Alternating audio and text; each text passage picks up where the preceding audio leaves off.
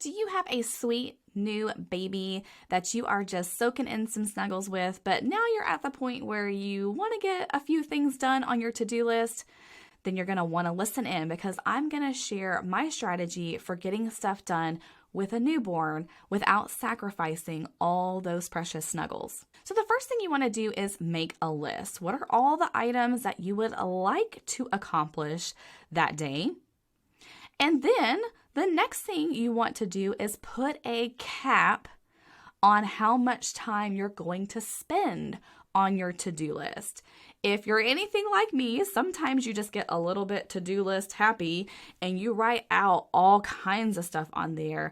And if you're not careful, you will spend literally all day working and striving to get every single thing checked off of that list.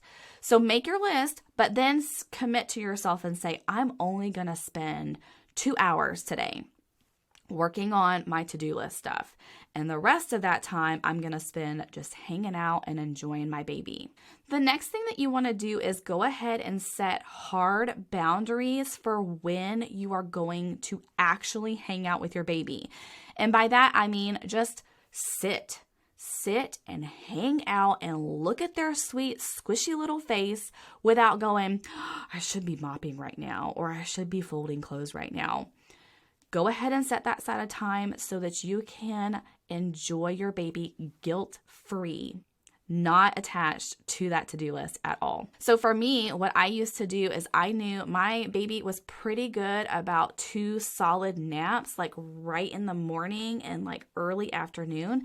And so I would commit to that first nap in the morning, actually doing stuff with the baby. And then that second nap, I would nap with the baby. Like we would just kind of spend that time together if I was actually taking a nap, or if I was just sitting there and just hanging out with like him cuddled on my chest.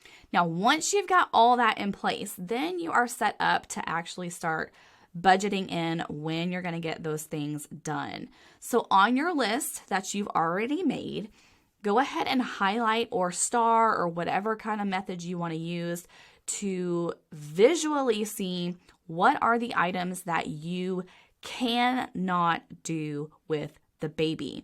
So those are like those big things that you see if somebody says, hey, do you need some help today? Like, can I come and watch your kid for a minute? And you're like, I guess, maybe, I don't know. But you can go, yes, you can, and know exactly what you're going to do in that time when somebody else is taking care of your sweet kiddo.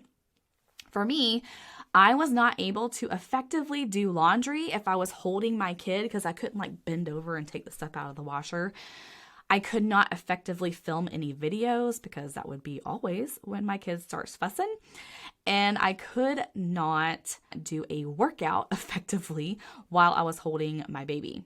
So having those items highlighted when you get those like magical moments where somebody says, hey, I'll come watch your kid for a minute, or hey, do you need some help? You can quickly step in and say, actually, yes, I would love for you to come over for an hour so that I can do a quick workout, or so that I could go and start some laundry. Now, depending on the kind of help that you have, whether you've got a partner helping you or family, you may be doing all of this on your own. And so it might just be more feasible to say, okay, in the 2 hours that I've allotted myself to work on to-do list items, maybe most of that's just going to be while I'm taking care of the baby and holding him. Or if your baby is on a pretty good schedule and you know, hey, they usually sleep for a good hour and a half in the afternoon, then you can set those times for completing tasks where you can't do it with the baby. So to recap, remember, make your list, set a cap on how much time you're going to work on those to-do list items. Then make sure you set hard boundaries of when you're going to actually enjoy and just be present with your baby.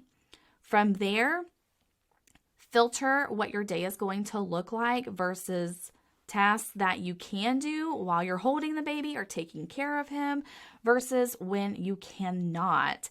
And then that way you can see, okay, when can I call in help? When do I need to set these certain tasks aside for when the baby's actually napping on their own versus what can you do while you might be just holding and hanging out with your kid.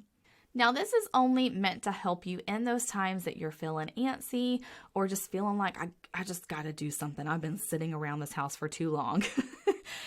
I understand that 100% because I like to feel productive. But that's why I really, really, really want you to hold fast to those caps on how long you're going to spend working on those to-do list items and commit to those boundaries that you've set in place for when you're going to be present with your kid.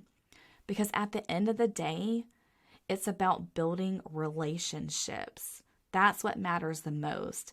Not getting everything done on your to-do list. Yes, we need to get some stuff done. Yes, that is also important, but laundry can wait another day while you take a few extra moments to just snuggle that sweet kiddo of yours. What else would you like for me to do a video on? Be sure to leave a comment below. And I would love for you to come follow me over on Instagram, where I share some quick tips on some routines and rhythms to be thinking about incorporating into your family, into your days to help you save some time and to just enjoy being present with that precious family of yours. Thanks for hanging out with me today, and I will see you guys next week.